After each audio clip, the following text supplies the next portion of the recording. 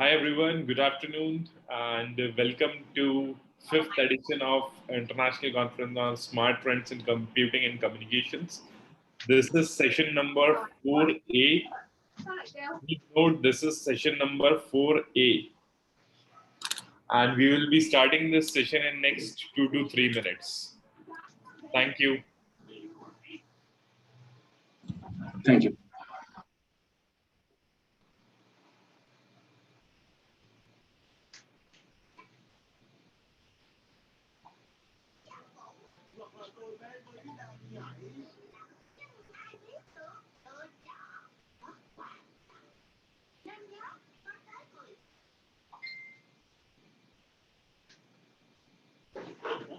Interactive episode. We gotta get to baby corn ASAP. Boss Baby Interactive.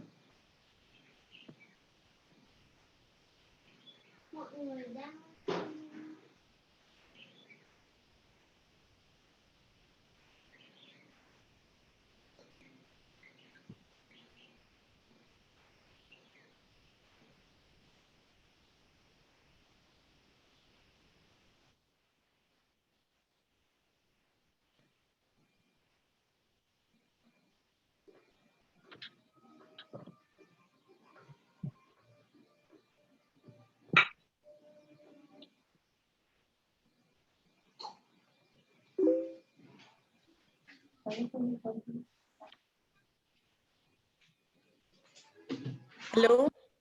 Hi Dalia. I am fine. So, Great. So welcome to this session number 4A of fifth edition of SmartCom 2021, and I'll appreciate the efforts of all the authors who have contributed to this conference, and we at Global Knowledge Research Foundation are very much deeply working on different projects and different things, and we look forward to your collaborations in future. Right. And we have with us now the chair for this session number 4A, Dr. Dalia Mughdy. Uh, I'll just brief about her. She is the associate professor at Canadian International College, and she was also the head of Information Systems Department in French University in Egypt, co-director of the CRI Research Lab, associate professor of Management Information System at various previous destined colleges.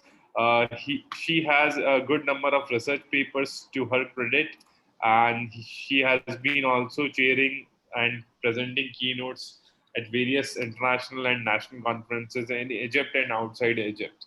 And we are proud to be associated with you, Dr. Dalia, and I hand over the session to you now for your opening remarks, Dr. Dalia. Thank you, my dear friend Amit. Thank you for letting me and giving me this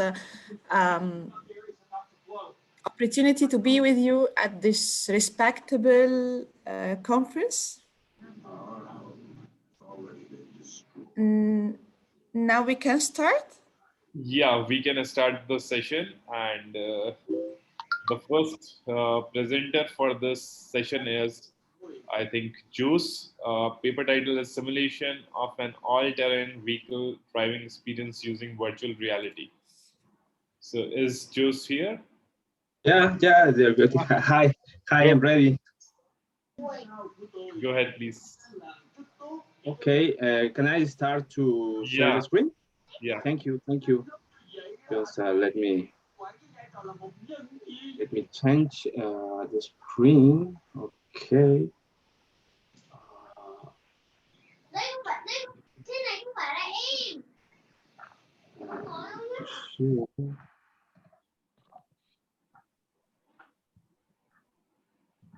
Okay.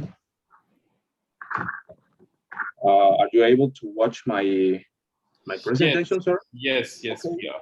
So please okay. Go ahead.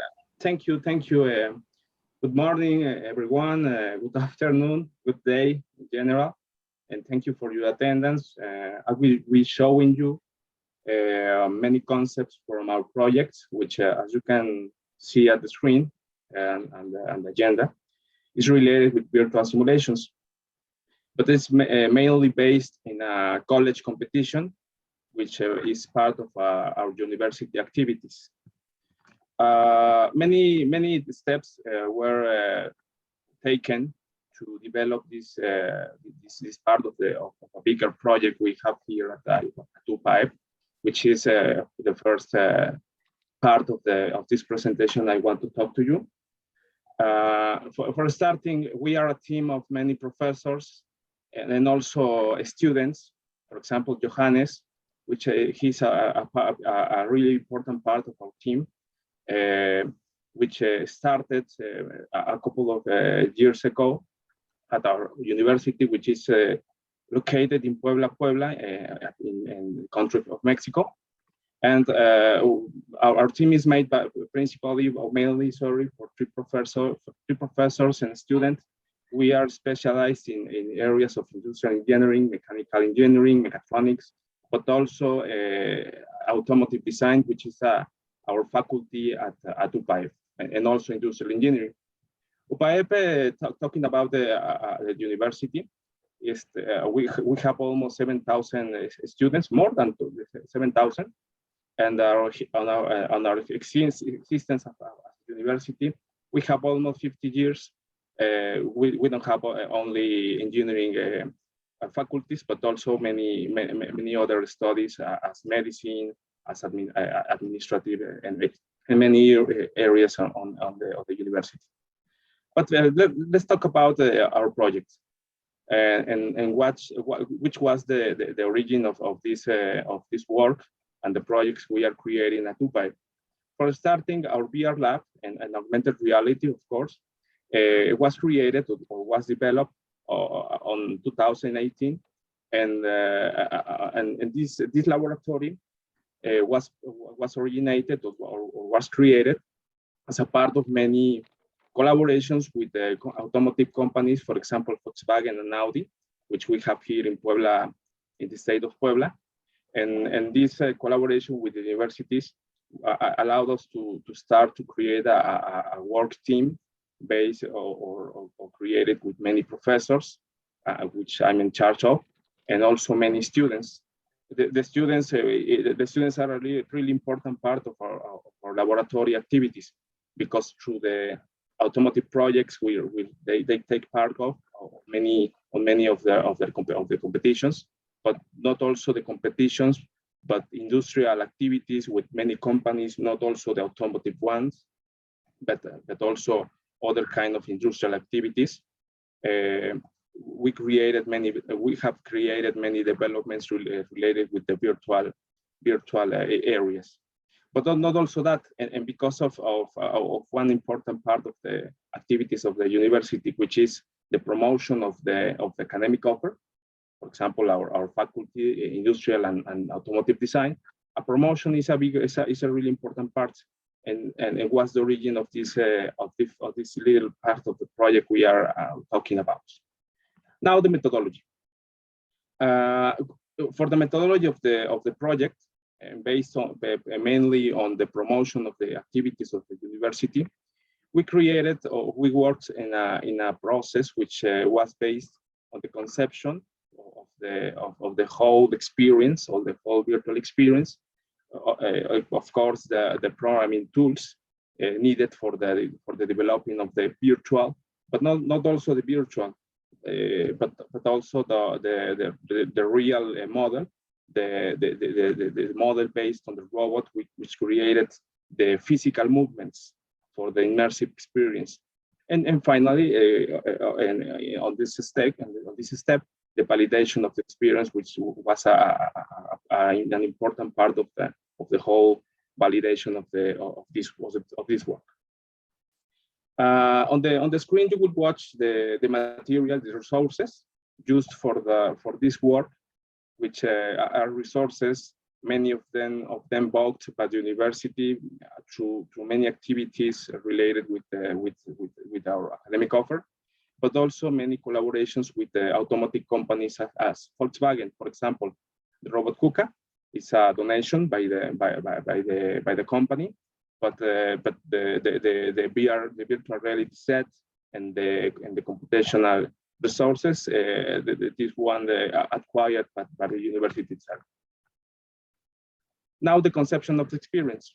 The experience, as you would watch on this video, is based on a competition, student competition named Bajasai, which is controlled and by SAI and automotive organizations worldwide.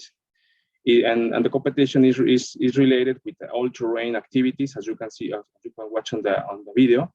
And those activities are part of the university year by year. And here in Mexico, many universities take part in this competition.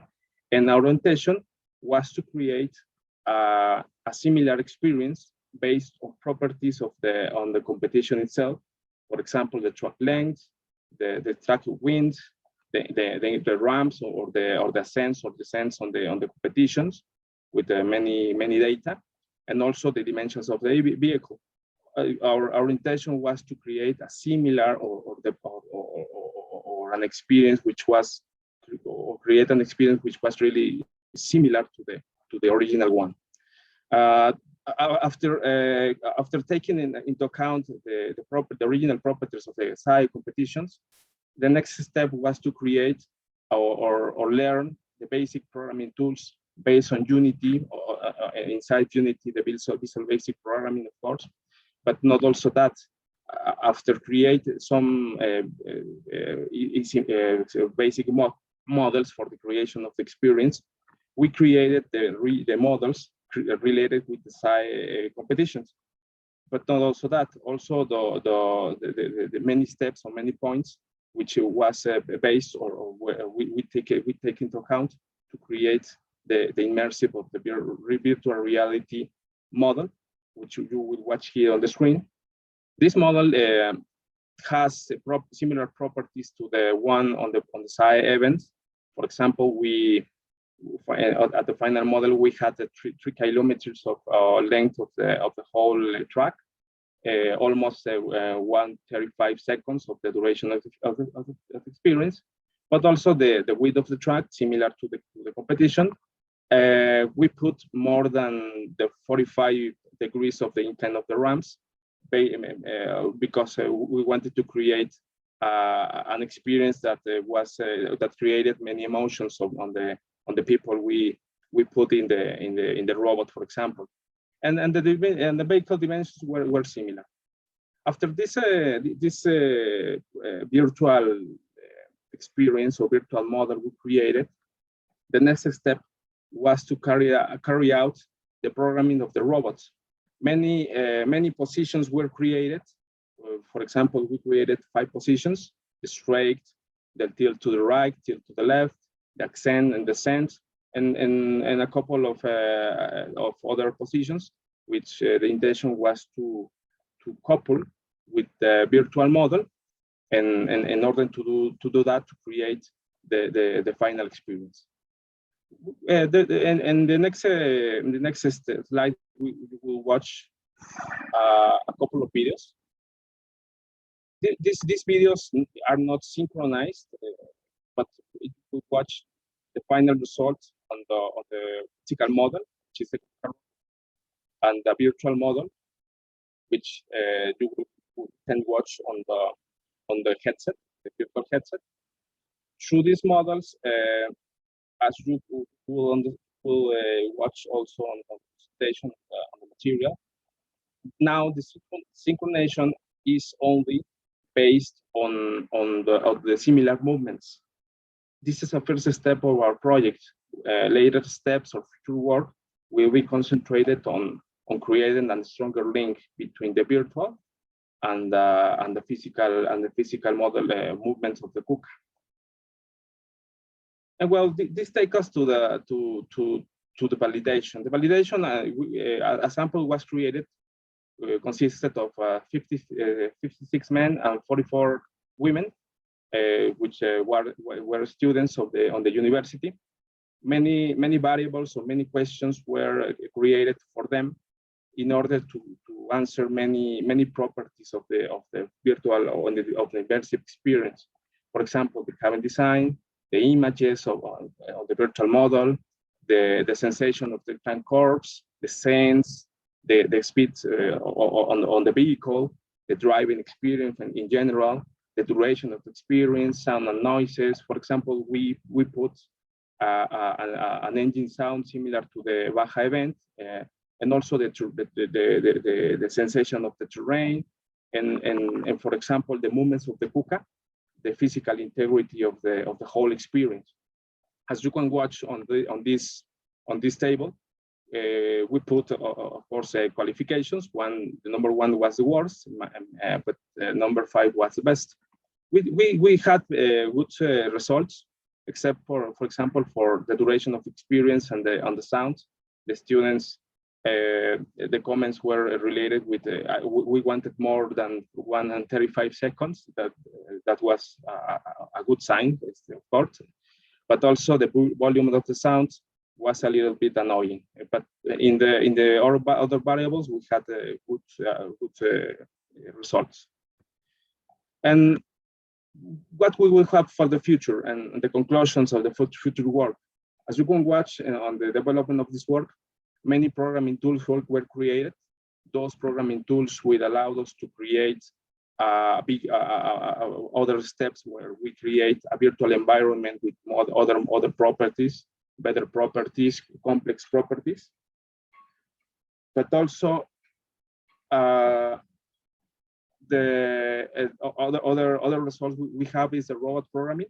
The robot programming, on the next steps, our intention is to create a stronger link with the virtual environment through many tools of programming and hardware tools, and in order to create a better of sensations. But not only this, our intention is to create a simulator that can allow us to train our pilots or our students which take part on the Baja SAE competition, and perhaps substitute this simulator with the real competition experience or the real competition training, for example.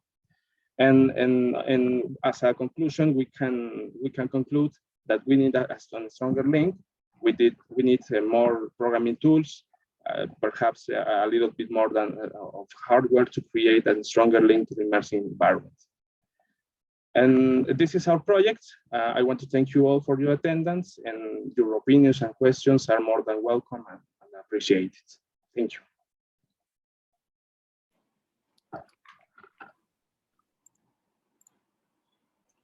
Any questions from the audience?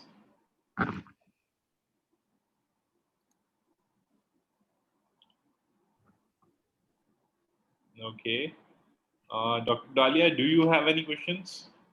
No, thank you. I appreciate this valuable research. I think it's really hard work, and thank you for the research and his team and the university overall. Thank you. Thank you. Thank you. So, Thank you. Thank you. Thank you, Jose. And we are moving on to the next presenter. I think Zhang Li. Are you available? Yes, yes. Yeah. So yeah, let me share the screen.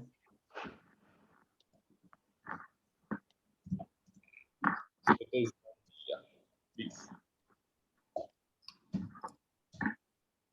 Is it working? Yeah, you can go ahead. Okay, great. Okay, thanks. Okay, buenos dias. My name is Zheng Li. I'm from University of Concepcion in Chile. In this work, we are trying to use a collaboration project to justify a new kind of research topic. We hope so, all right? We hope so. So given the limited time of the presentation, I would like to elaborate our justification a little bit instead of going too much deep into the project details, all right? So the new research direction or research topic we would like to justify is the safety-centric smart outdoor workplace. To be honest, the outdoor workplace, we are not the first one who proposed outdoor workplace. All right, it has appeared since a couple of years ago.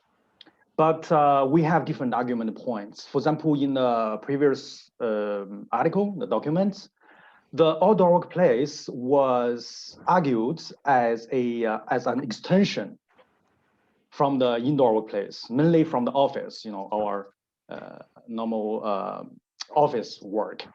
For example, they argue that people now prefer to work, say, they can work in the backyard, right, from their home, or they can work even in the park, okay, in the public places, instead of staying inside the office.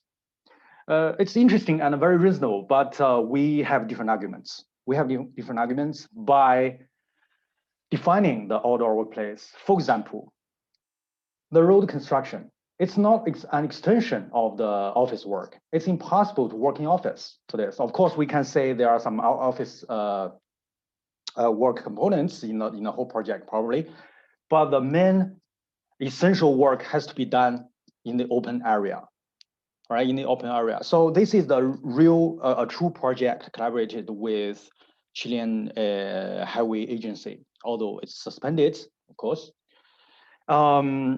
And safety is a big concern in this case.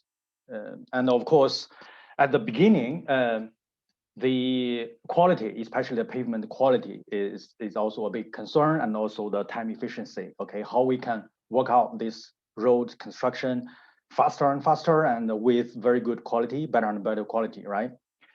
But we, at least from the research perspective, we also try to focus on the safety side. Okay, safety side. Why? Well, first of all, let's look at this typical outdoor workplace.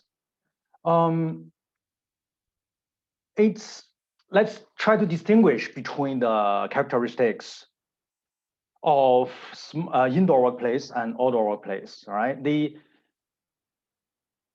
We know there are quite a few different definitions, especially there can be different workflow styles. But generally speaking, at least according to our literature review, the indoor workplace and also the implications of the smart indoor workplace, they mainly focus on improving the work efficiency and also productivity and privacy. They try to focus on the individual workers' separation and privacy. That's very interesting. That's a very interesting difference from the sort of outdoor workplace. Although the smart outdoor workplace hasn't been emphasized or hasn't appeared in literature before.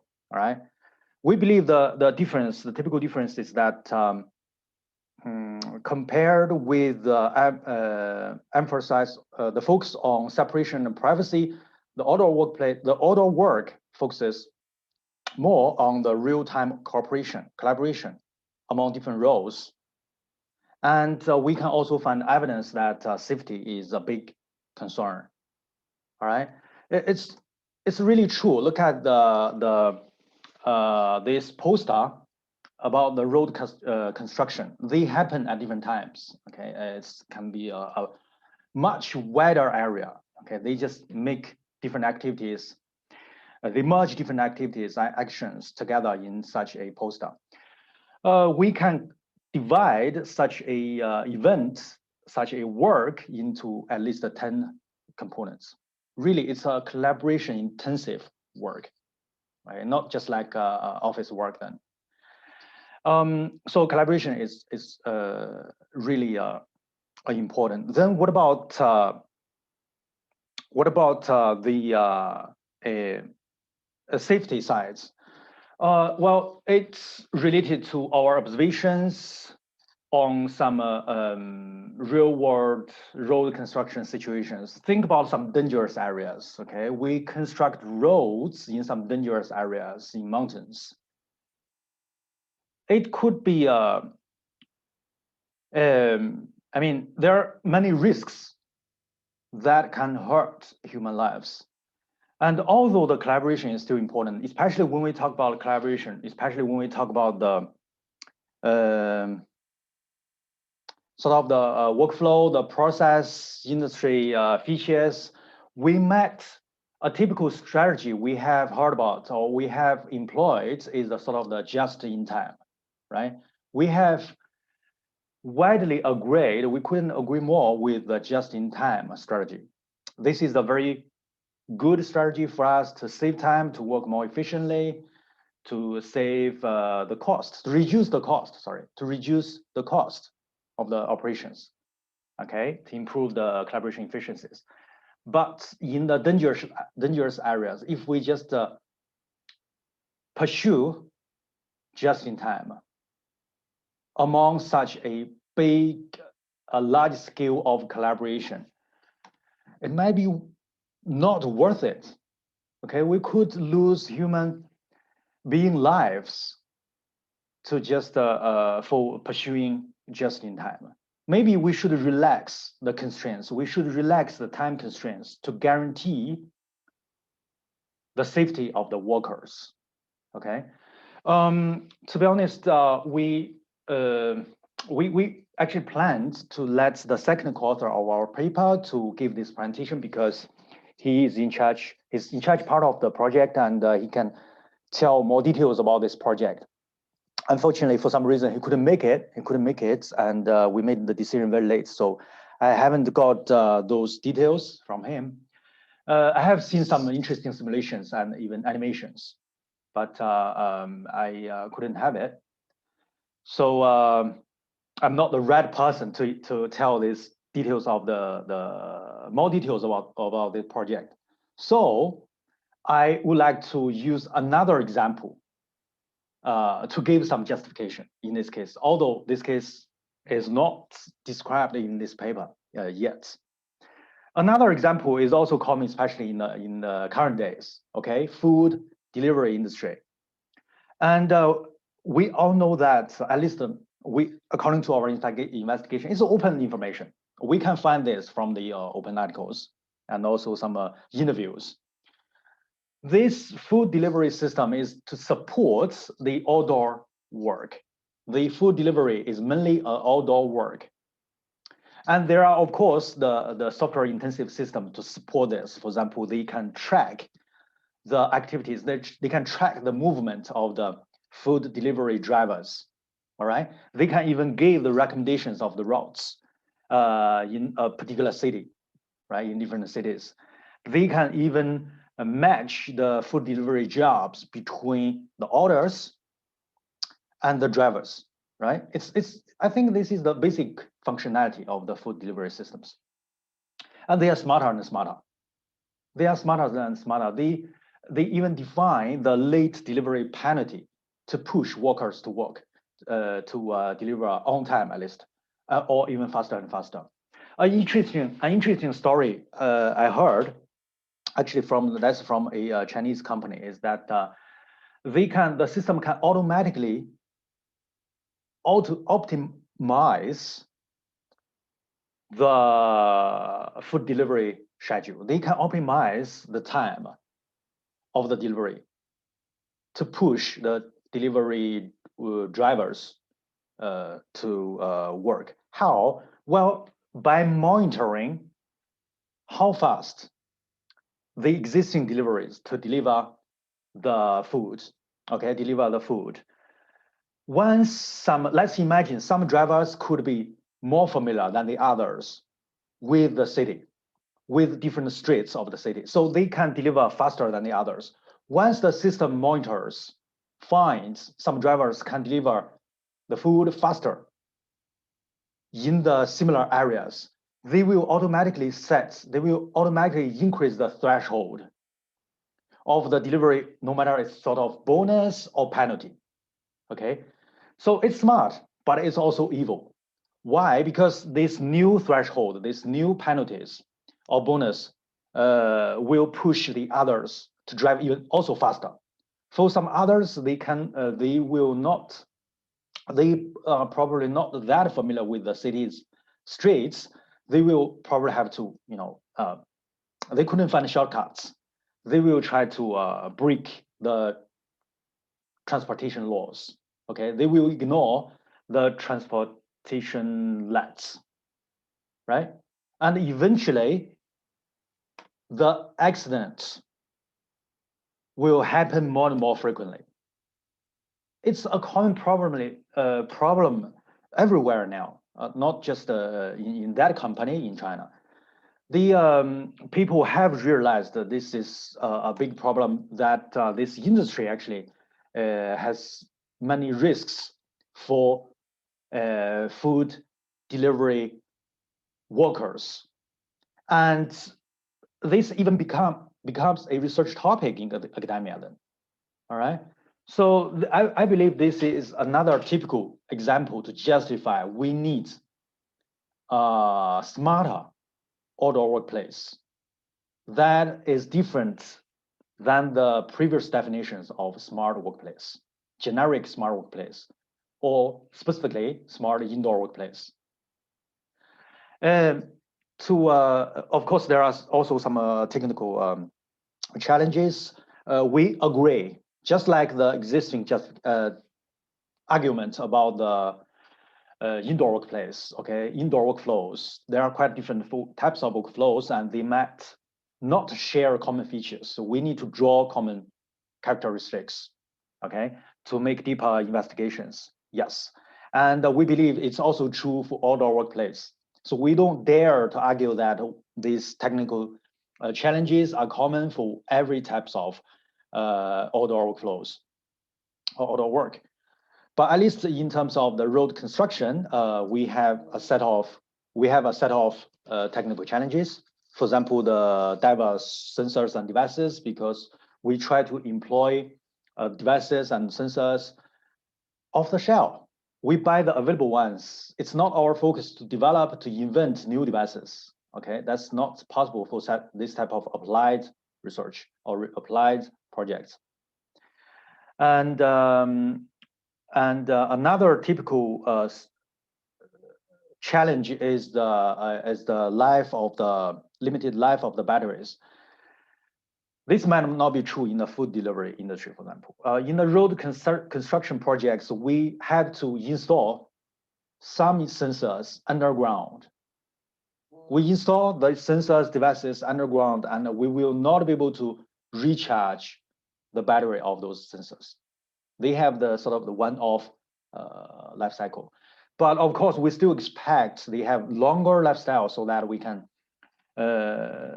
monitor the quality of the road construction, and also monitor the life cycle of the road after the construction. Okay, that will be quite useful for the road quality analysis.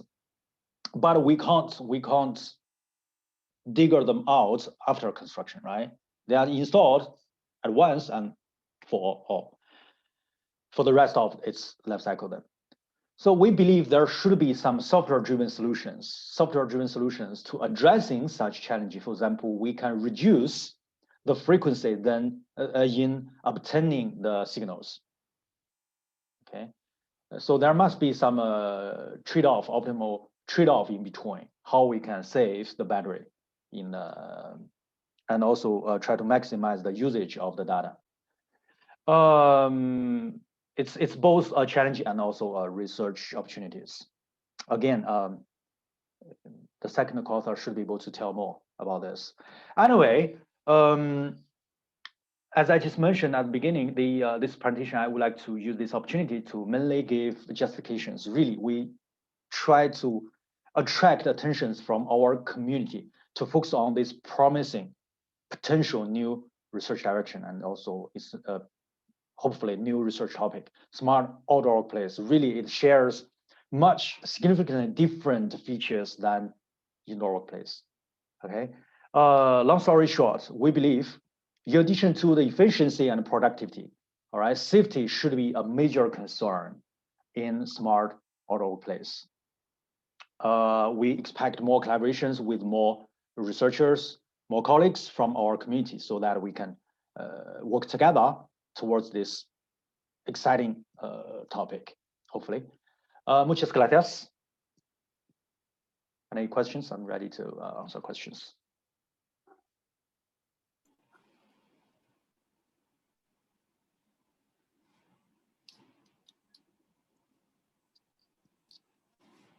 Thank you, Zhang Li.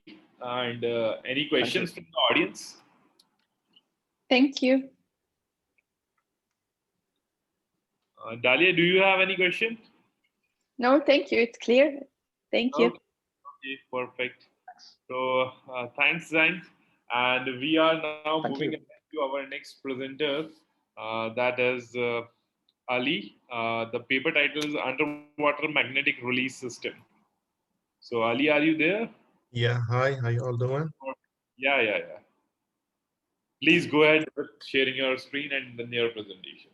Looking forward.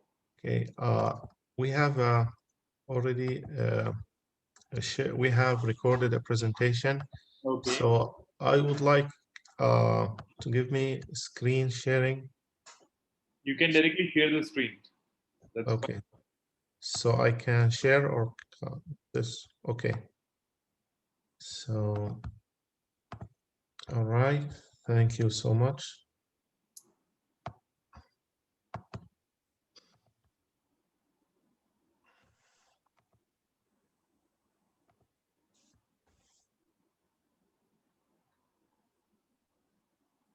Ali, I think the voice is not audible of this presentation, so I need to. I think you need to checkbox it when you share the screen that you have the audio clipping. There's a Oh, okay. so you can de-share it and then again share it by checking that box. Okay, just 1 second. So, because I use Google all the time, so I need CMS system. You can end sharing your screen first, and then So- again share it. So stop sharing and then, Again share it, and you should click the icon that you have audio to play. There is an icon called with play with audio or something like that when you share it. okay, so not sure where I can find this. So autoplay, repeat, cast device. Can I do cast to device or Yeah, this one, cast to device? you can start running it. I think it will work now. Okay.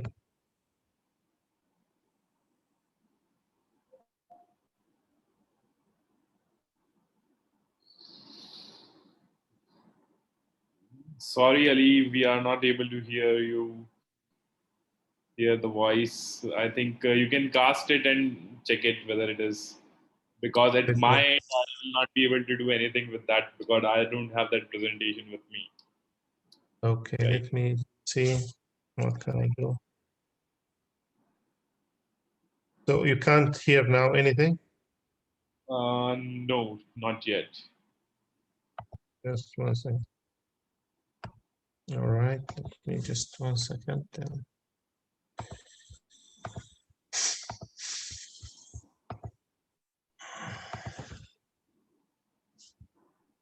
Maybe I need to stop video.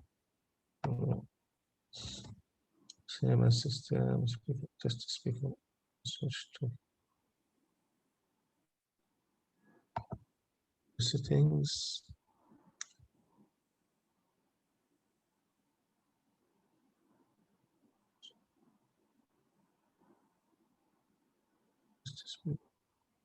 Whatever changes you need to make while sharing the screen only.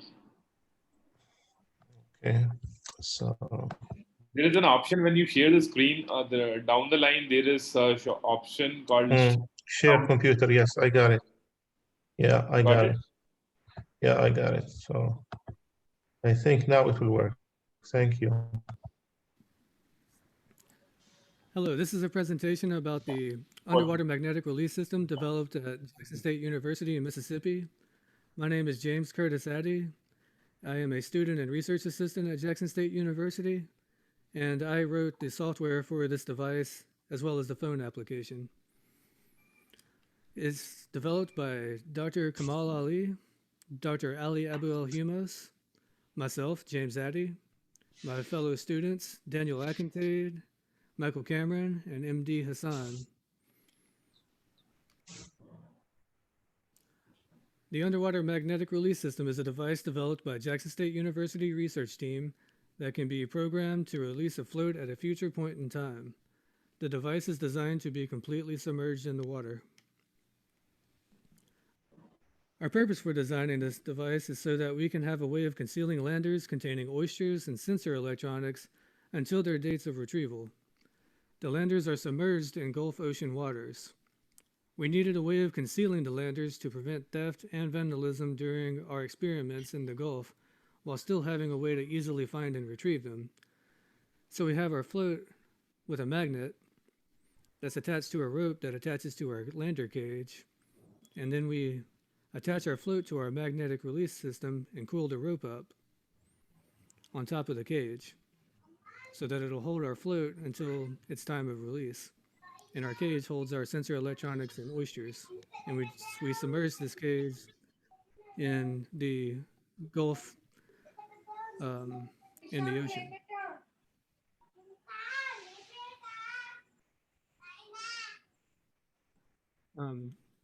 The device uses an electromagnet to hold a float below water until its designated date and time of release.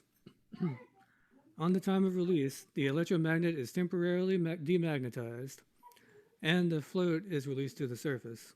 And we tested this at our pool at Jackson State University, where we set the time of release and then submerged our cage in the pool. And here is a video demonstration of this doing.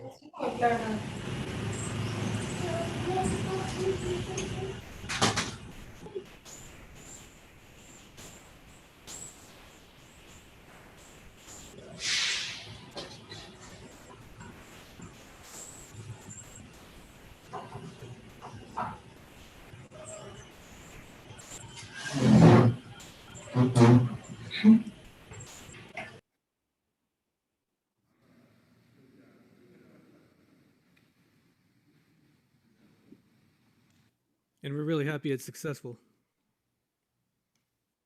So the operation of this device is that the user sets the release time using the phone application. The app sends the release time to the device via Bluetooth. The device's coordinates and release time are stored in the app. The device's release time is set.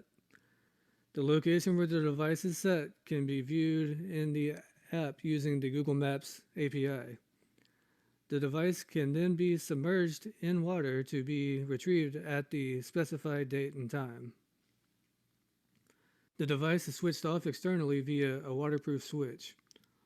Or in another design, we have a reed switch inside the container that is switched off by placing a magnet on the outer wall across from it.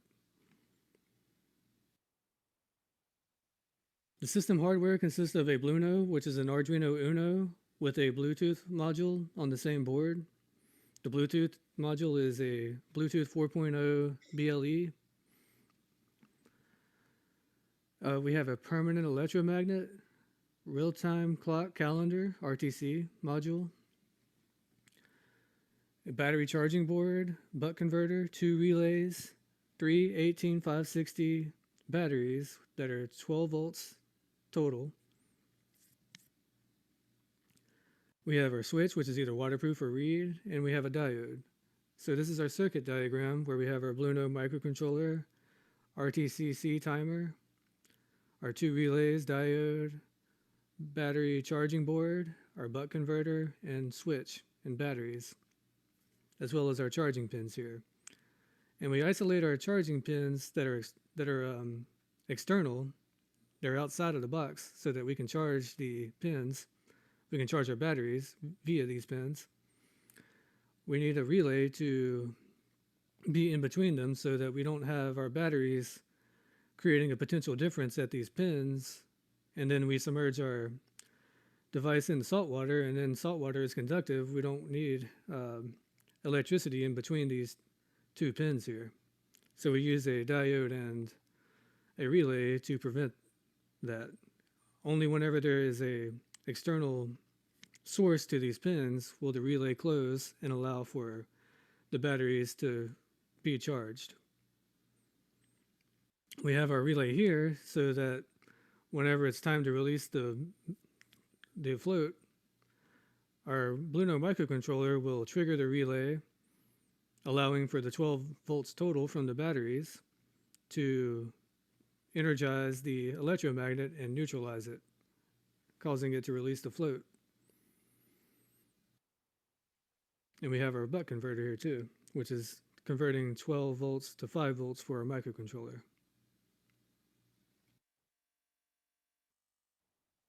Our components cost is $85.44 total.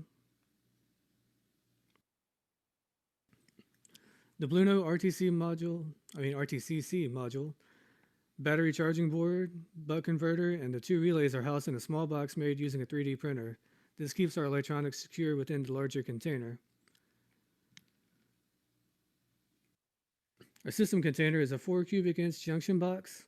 The electromagnet, switch, and charging pins are exposed on the outside. The box lid has a waterproof gasket, and the added openings are sealed with epoxy, Flex Seal, and a plastic cutout made with a laser printer. This container is designed to be fully submerged underwater, so therefore it's water sealed. We have our 2 charging pins here. We have the waterproof switch, and we have part of the electromagnet exposed with our laser printed cutout over it. And this water seals the openings made to expose these components. Our release magnet is a permanent electromagnet that is normally magnetized until it is supplied power via 12 volts from the batteries. The magnet has a holding power of 40 pounds, which is more than enough to hold down the buoyant force of the float, which is about 10 pounds, I believe. The Blueno microcontroller is used to activate and deactivate a relay that closes the circuit between the electromagnet and the power supply. And here's the bottom of the electromagnet under the lid. Power and charging. 3 18650 batteries power the system. The buck converter takes the 12 volts from the batteries and drops it to 5 for the Blueno microcontroller. The battery charging board connects to the batteries with a relay and diode to allow charging without removing the lid. The charging poles are completely isolated by the relay unless an external power supply is attached to the charging pins.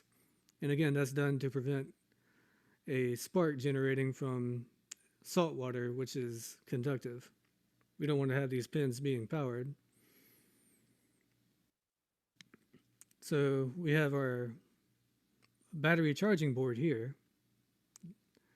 And then here we can see the 3 rechargeable batteries as well as the rest of the electronics exposed here. Okay, so I wrote the Blueno software to utilize a state machine design pattern written in C and C++. The Blueno software starts by waiting for serial communication from Bluetooth. It will remain in this state until the release time is sent by the phone app. Once the release time is received, the software sets the RTCC module's alarm. The software then puts the Blueno into a powered down state. It remains in this state until the RTCC alarm triggers an interrupt. Once the alarm triggers, the Blueno goes into the release state, where a relay is activated to allow the 12 volts power supply to neutralize the permanent electromagnet and release the attached float. The software then returns to the wait for command state to receive a new time. The phone application is developed for both Android and iOS. It's written in Java for the Android and Swift and Objective-C for the iOS. The app is functionally the same for both platforms. The only differences are in the visual layouts. The app starts with the Active Releases view.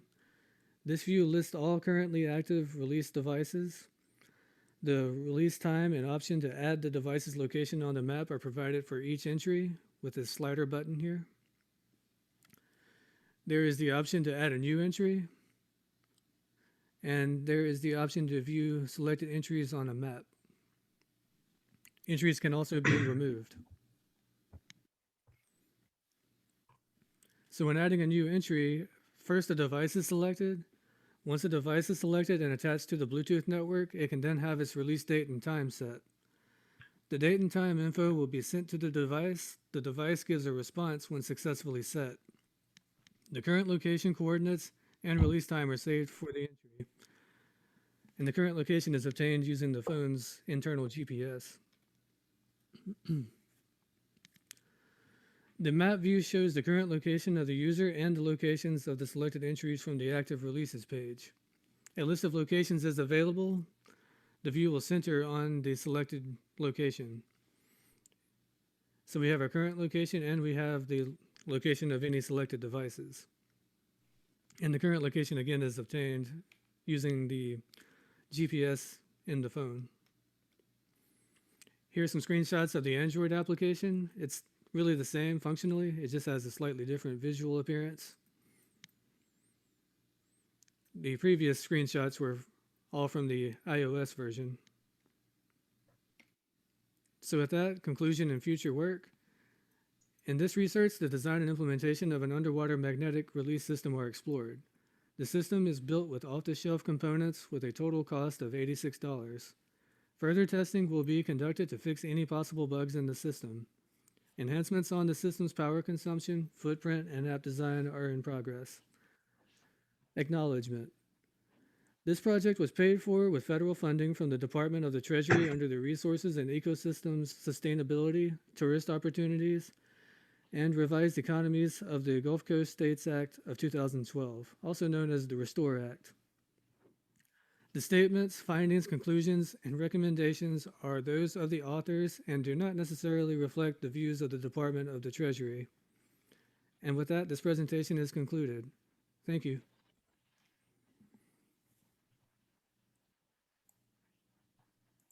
Thank you.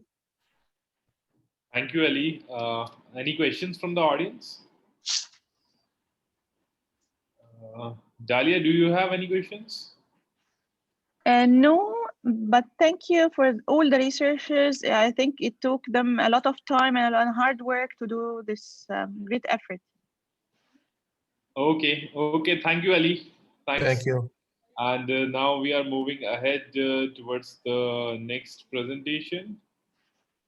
And I'll ask so the next presenter is, the paper title is Efficient Approach for Block-Based Copy More Forgery Detection.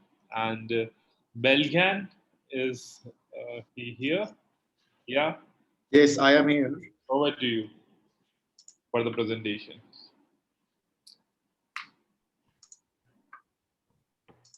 Did you see the screen? Yeah, we are able to see you. You can make it the full screen.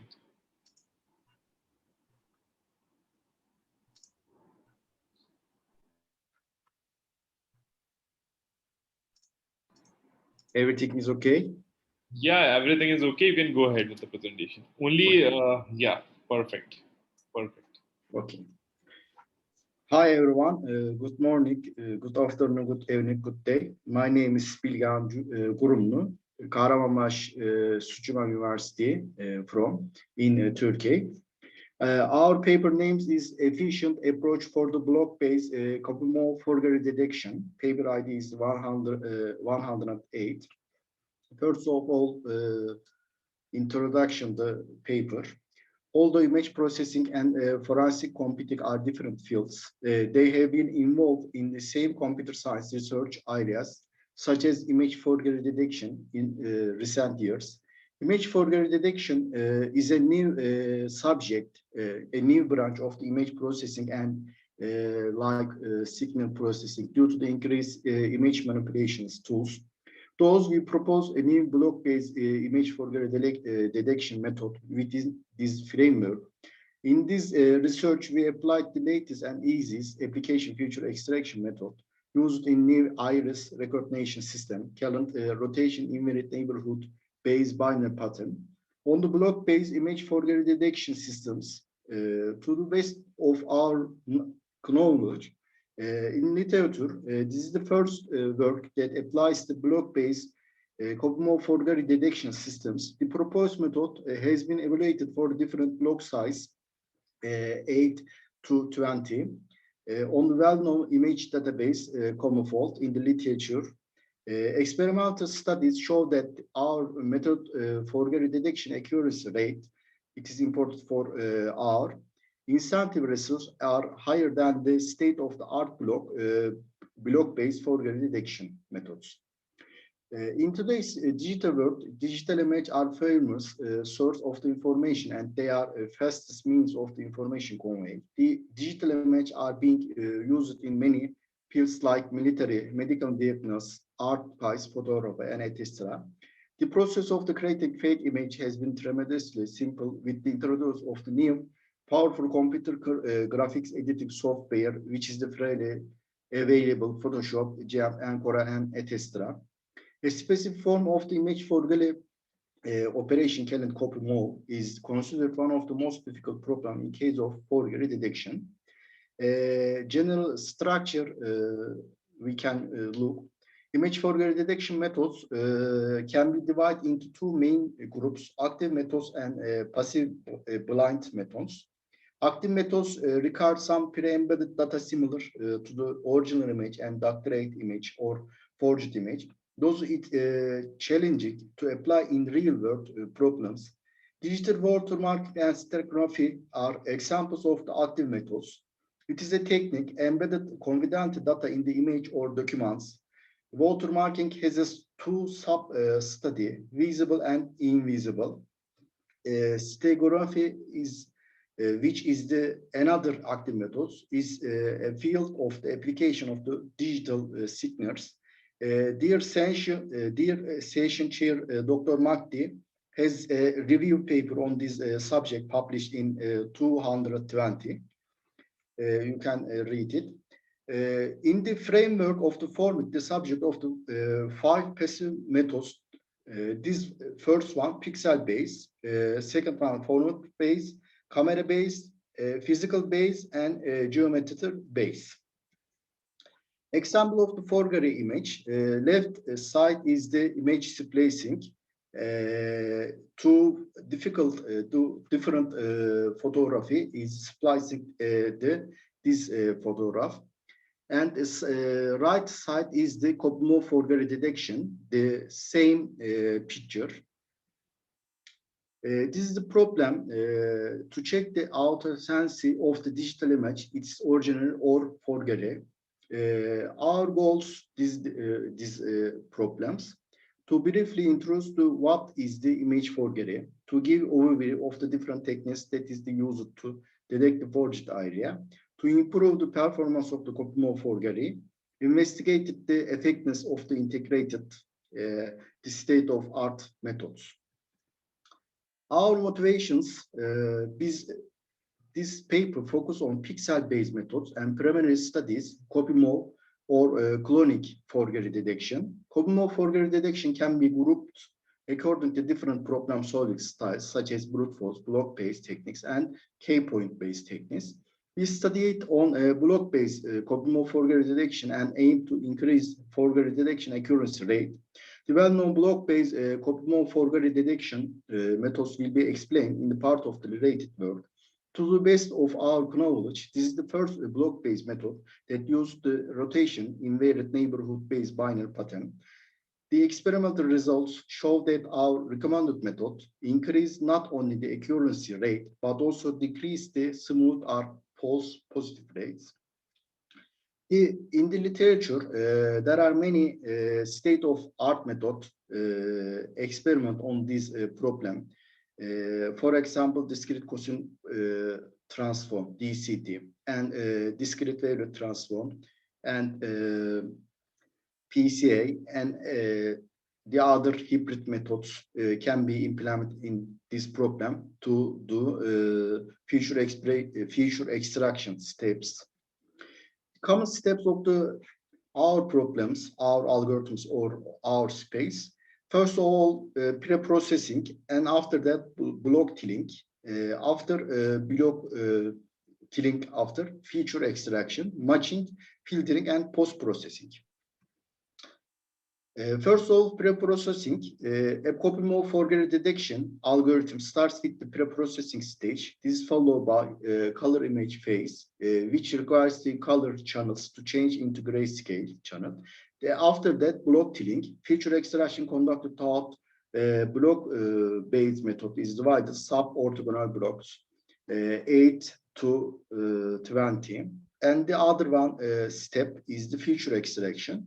This is the important step for these problems. A useful feature examine every pixel by exploring the neighboring pixel. Another matching. The matching stage is earning the best similarity can be computed and marked. And other stage is filtering. Filtering is the delayed false matching by the threshold values. And the last step is the post-processing. This step is optional, can be do or not. Our structure background is LBP, feature extraction method. Although there are many block methods in literature, the local binary pattern was engaged for the detection method. The RINBP methods is tries to find neighbors for 8 values from the top left corner on the 256 bins histogram. In RINBP method, instead of starting from the top left value, it calculates the analyst window based on the neighbor with the largest degree. Those for 8 neighbors, the initial value is the 1 because it is highest value, and the last value is the always evaluated 0 because it will be smallest number.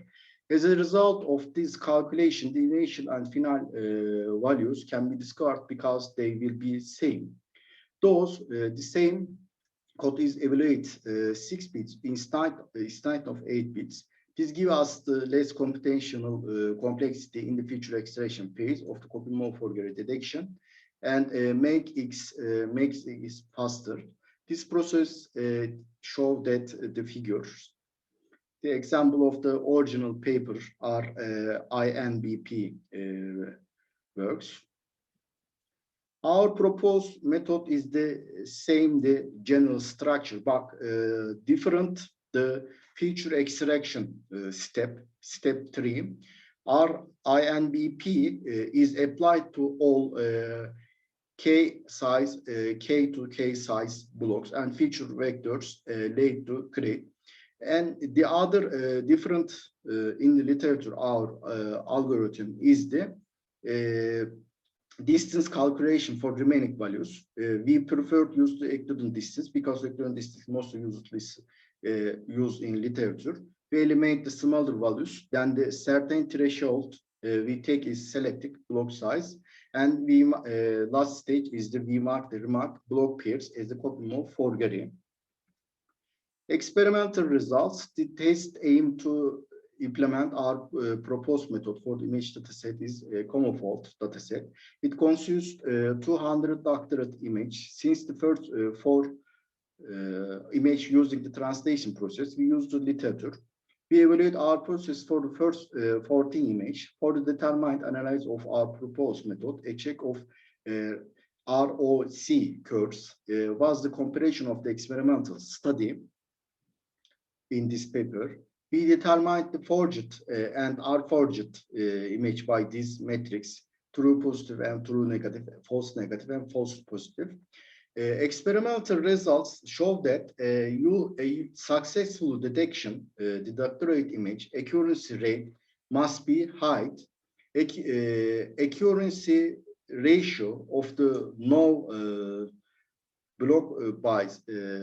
block-based image forgery detection methods and recommended method for different block size can be seen in table 1, 8 and 20.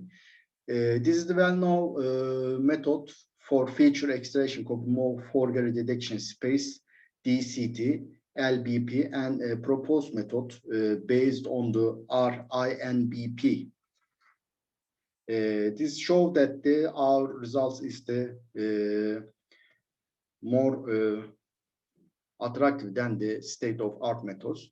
You can see the visual results here for the common fault image database. The visual outputs of the method we propose create as a result running on the common fault can be figured in 3. The first picture is the display detection region marked on image. B, display detection region binary masked image. C, true positive regions. D, true negative regions. E, false positive regions, and F, display false negative regions.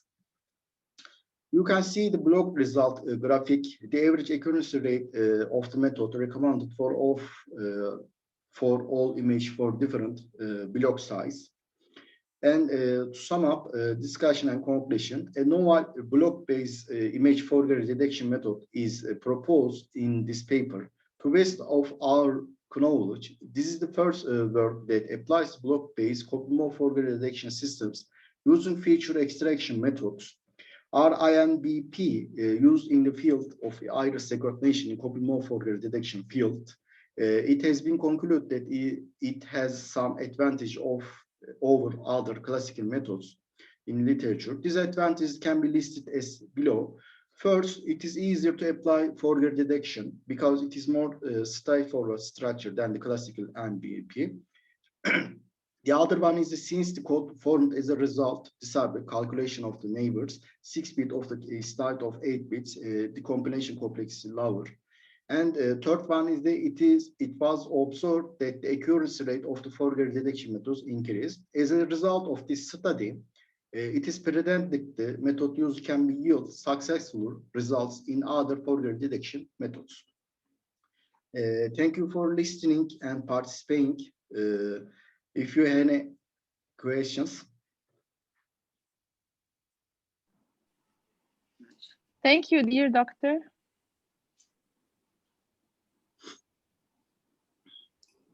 Do you have any questions from the audience? No, I don't have any questions. Yes. Okay. Thank you then. Thank you very much for your presentation. And Thank you. moving ahead to the next one. Myasa, are you there? You can unmute yourself. Yeah. Yes, I'm here. Sharing your screen.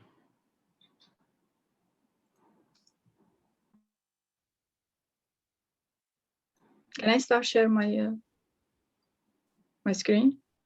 No, we are not able to see your screen. Now? Now we are able. Yes, yes. Now. Okay.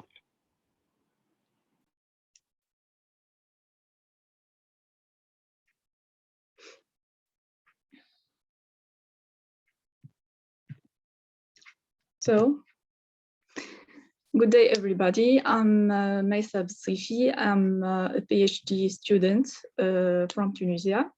I'm co-author of the paper BPMN to Event B, supporting transformation from BPMN2 to Event B using Kermeta. I would like to thank you for this opportunity to be with you in this prestigious conference. The roadmap of my presentation will be an introduction, a state of art, and our contribution. Then I will illustrate the BPMN to Event B tool, and I will conclude by a conclusion and future works. So, workflow. What is workflow? Workflow is a partial or full automation of a business process. Nowadays, workflow applications are omnipresent and affect the majority of areas such as education, healthcare, and business. The workflow can be specified using textual or graphical formalism. An example of graphical formalism is the BPMN2 formalism, which is a well-known and used OMG standard, emerged as one of the most acceptable proposals for defining business process model. It is characterized by its but it is graphical notation, which make it easy to use. It covers of all workflow patterns, and the presence of an execution engine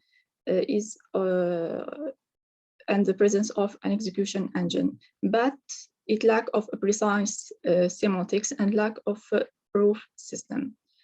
On the other hand, we find the formal method, the event B. For example, the event B method, which is based on mathematical notation, which give us rigorous semantics. There is no ambiguities, and is based on axiomatic, which induces the proof, which help us to automatically verify any properties. But the mathematical nature of formal methods and the difficulty of handling them limit their use. So the problem is how to help the designer to easily specify a complex system with BPMN2 while checking its operation. Our proposed solution is a model-driven approach to the specification and verification of workflow application using BPMN2 and the event B method. This table shows some significant example to related work to our research. In the first one, we have the approach where they use the BPMN2 and the Petri net. The BPMN2 is a graphical notation. It covers the execution stage, and the Petri net is based on the model checking verification technique, and they are used a meta-model transformation. In the second one, we have a BPMN2 event B.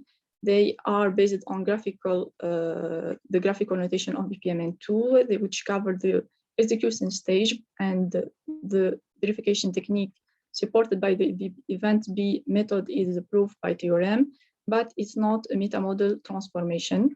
The third one is BPEL2 event B transformation. It is based on BPEL, which is a graphical notation, and cover the execution stage. The event B, which use the proof by theorem verification technique, but there is no meta-model transformation. And the last one is the activity diagram of the UML, the well-known UML to event B, which is a graphical notation, but it does not cover the execution stage. The event B is based on the proof by theorems, and there is a meta-model transformation. So the problem with the model checking is the processing time and memory space problems linked to the combinatorial explosion in the number of states. The non-use of the meta-model transformation does not ensure the correspondence between the initial and final models. And in the final word, the UML language does not cover the execution stage. So as a solution, we propose to use the event B method with its refinement operation, its throwdown tool, and the theorem proof technique. For the second problems, we propose to use a meta-model transformation approach to ensure the correspondence between the models, the initial one and final one. And as a solution for the third problem is to use the BPMN2 standard, a widely used standard that covers the execution stage. There is an overview of our proposed approach, which is implemented by our tool presented in the paper. This approach is basically composed of 5 steps. In the first step, there is a transformation implemented by Java from a BPMN specification, graphical specification, to a BPMN model, which is conform to the BPMN meta model. Then another transformation is executed, which is implemented by the Kermeta transformation language to generate an event B model and the traceability information. Then another transformation engine will be executed, which leads to the generation of the redundant projects, which can be easily used or imported in the redundant tool to add our properties to be verified. To summarize, this approach is implemented as a prototype tool, BPMN2 event B, presented in the paper. The trace.txt file is an error prediction model, help the designer to specify the BPMN concept original of the problem if there is non-proven properties. It is based on meta-model transformation. The use of the technique of the proof by theorem avoid the problem of explosion in the number of states. And the incremental transformation process simplify the proof process. Here is an overview of the model-to-model transformation. So the user can easily specify its model using a BPMN tool to graphically specify its model. This model will be conformed to the meta model, the BPMN meta model. Then a set of transformation based on mapping rules will transform this original BPMN model to an event B model and generate also the traceability information as a trace file. There is the set of the mapping rules or transformation rules supported by our tools.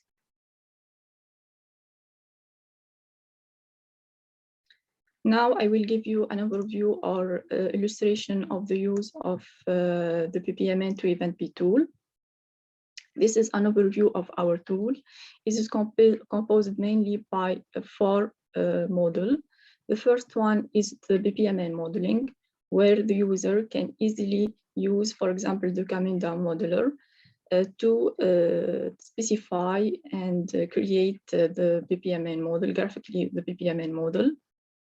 Then this model will be transformed to a BPMN model conform to the BPMN meta model.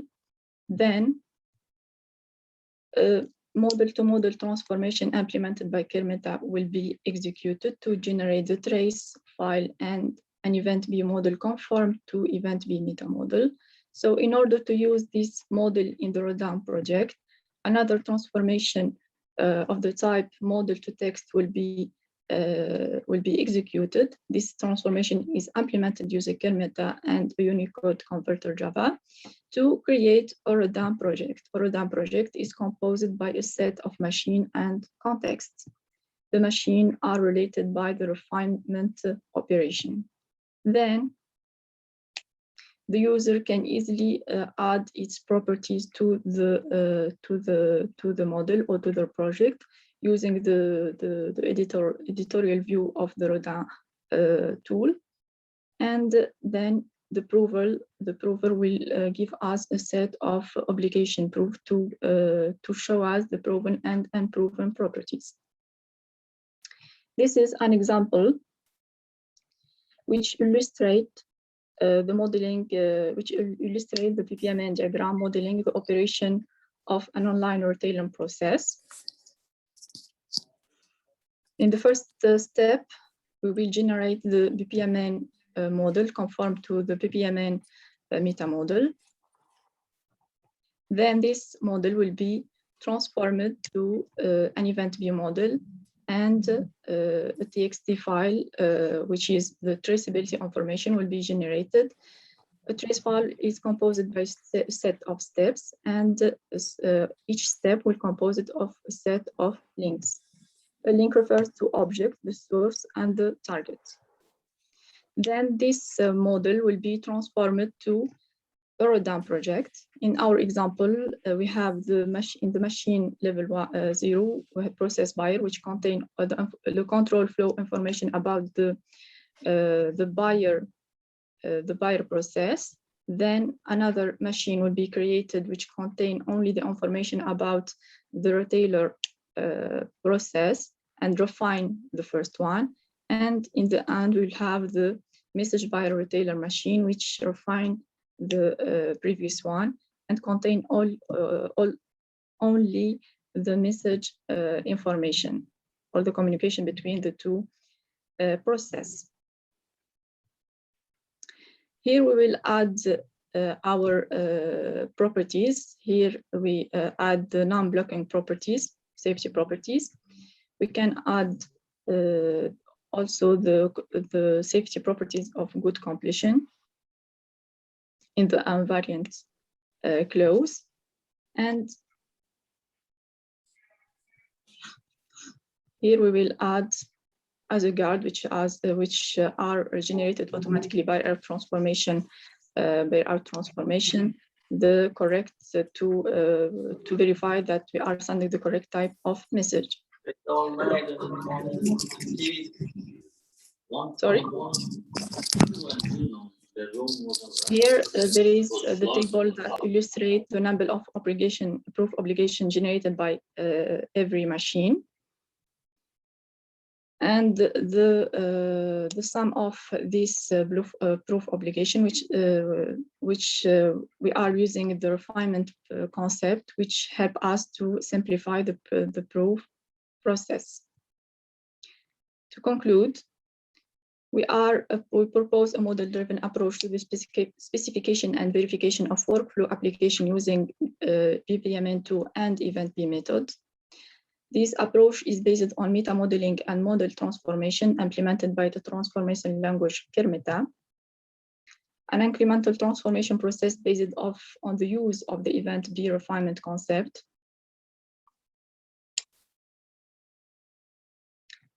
which reduce the complexity of analyzing a large BPMN2 model, simplify the process of proof of the Event-B model obtained. And we implemented this approach as a platform or prototype tool, BPMN2 Event-B. And we have developed an error detection model. As future work, we plan to propose rules for concept not yet studied, such as data. And we are plan to study the feasibility of our approach and the possibility of its application on big data application. And we plan also to combine model checking and theorem proving to benefit from the advantages of each technique for the verification of other types of properties, such as temporal properties. We plan also to assist and guide the designer in the step of correcting this BPMN specification by offering possible solution in the form of patterns. Thank you.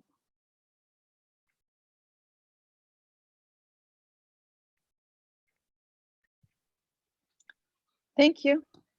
Thank you. Any questions from the audience? No.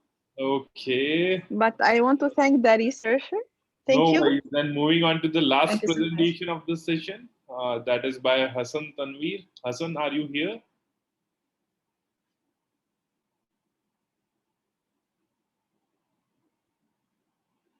Hassan, are you here?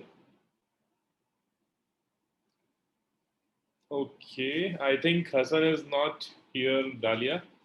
So it's my privilege to thank Dr. Dalia Mughdy, who acted as a chair for this session, number 5A for the 5th edition of SMARTCOM 2021. We apologize that we were not able to organize this conference physically in Las Vegas, but unfortunately we have to do it in a digital format due to this pandemic. So I wish all of you and your families a safe time during this COVID crisis, which is going around all in the world. And due to this, all travel restrictions are there. So we hope that these travel restrictions are lifted up as soon as possible, and we can live our normal lives as we used to do in 2019 and all. And thank you very much for your contribution. And thank you, Dr. Dalia Mughdy. I will ask my team member to kindly present the token of remembrance to Dr. Dalia Mughdy. This is for you, Dr. Dalia. And thank you, dear. To you through email very soon. And just a small note for the authors that we have already sent the data for publication to Springer, all the SMARTCOM papers, and I think the process will take around 4 to 5 months in max. And in the meanwhile, whatever queries we will receive from Springer, we will divert them to you. And there's one more restriction that you will be getting, the corresponding author of the paper would be getting a proof copy of the paper in the meantime the process is running. So as soon as you receive that proof copy, please do acknowledge it and do the corrections and send it as soon as possible to the back to the Springer team. I think I'll send them by today. I approximately I finished them all. No worries, no worries. So thank you very much, and we all look forward to see you for SmartCom 2022 in Las Vegas next year. Till that time, thank you very much. Thank you. Bye bye. Thank you. And thank you all the authors for your contribution. I think we are on this meeting for next 3 minutes, and then I'll be closing this meeting, and again we'll be starting back this meeting at around for the last session, that is 2:30. The last session, which is session number 5A at 2:30 p.m. British Summer Time. Thank you. Look forward. Thank you. So chat box is open. And before everyone leaves, I think can you please open up your camera so that we can click a small snap? Although it's not a physical event, but definitely we can. And I'll ask Harsh to click a snap before everyone leaves. So whoever is present, please click on your cameras so that we can just click a small snap. Okay. Then you'll take the picture and send them to us. Yeah, they all will be on the website very soon. So Okay. no worries. Thank you very much. Thank you. Another 10 seconds. I think Harsh, you have taken the snap. Yes, sir. Yes, sir. Okay. I think the Bagan has just arrived. So one more pick. And that's it. Thank you very much. Thank you one and all. Thank you very much. Thank you. Thank you.